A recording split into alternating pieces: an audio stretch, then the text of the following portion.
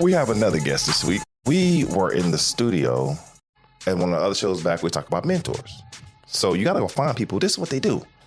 So I went in to talk to one of my sisters, and this is what she do. she's in the radio. Sister, introduce yourself.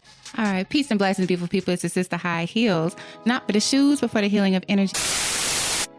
And my first question to my sister High Heels, first we got to define women and men. Okay.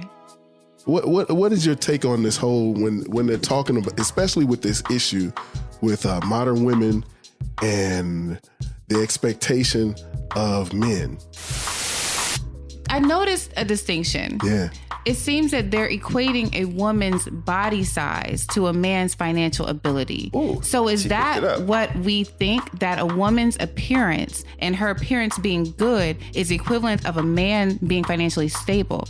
So if a woman is out of shape, is that equivalent to a broke man? So when we talk about modern man and modern woman, who is defining this precipice of who they are? Yeah. What was the person pre-modern? Yeah. Who defined them? Yeah. Traditional. Thank you. Traditional. What was traditional? What was wrong with the traditional man and woman that we now become the modern man and woman? Yeah. What was lost in transition? Who defined the traditional man and woman? Yeah. Again, who's defining the modern man and woman? Yeah. What do you think about like the whole courtship process when you first meet somebody versus when you get into a relationship?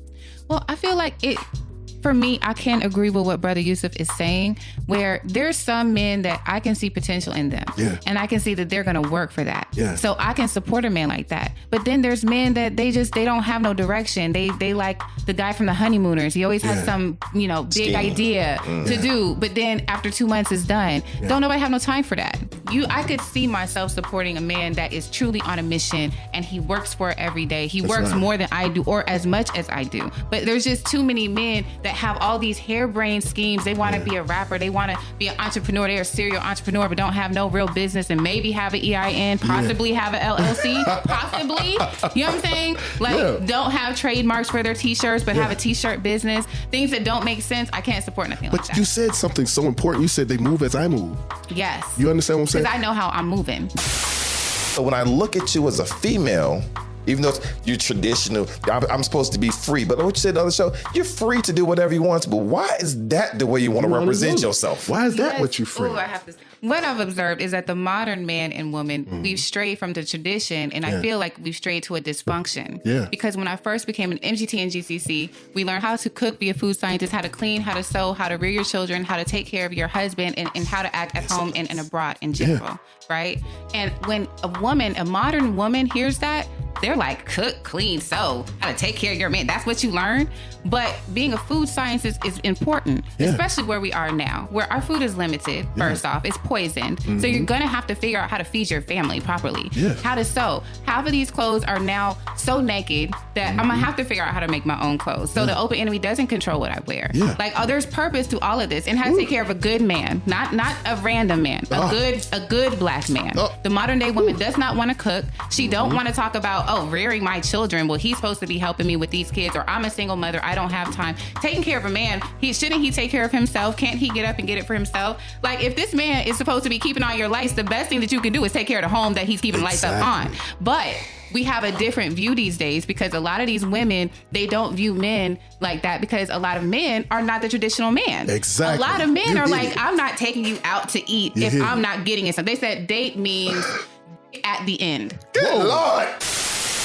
It's like you got a dream, but you ain't got no plans. Right. You got plans, but you ain't got no follow through. Come on, you got follow through, but you don't finish it. Okay. You understand? I really want you to speak to especially our younger women on that, because a lot of younger women, they fall in love. Look, he has so much potential, but potential energy don't mean it without kinetic. Let's talk about the road to hell is paved with good intentions. I think that the potential thing, we just got to let go of falling in love with potential, because that's just charisma. And then that just equals a man that, let me see. What I say is make it plain. Oh, there we go. I was just about to say, girl, come on. That's what it is. And you know what? And that's the potential, because a lot of men that can dematize you, they have great charisma, they have great ideas, and you just feel like, and the mother in you is like, if I just help him, he will be what I need him to be. Yeah. the way that most women's mindset works is that we are already perfect.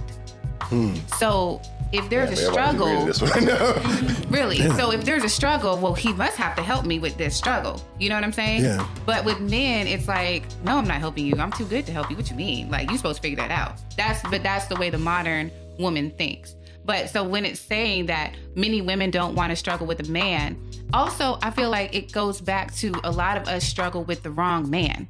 So now all my struggle is done. Like I already done struggle with him. I don't got no more struggle left in me. Yeah. So when it comes to this next one, I'm sorry, honey, I'm not struggling. Like I've already done that. You know what? I want to speak on something, because the problem with this subject is we have the exceptional woman dealing with the many men.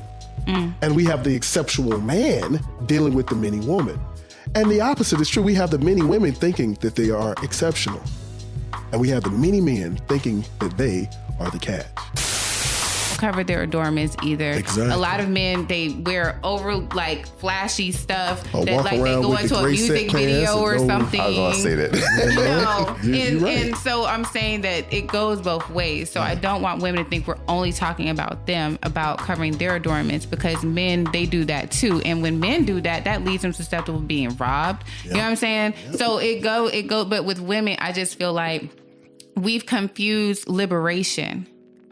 You feel like liberated for being naked, but I feel liberated covering.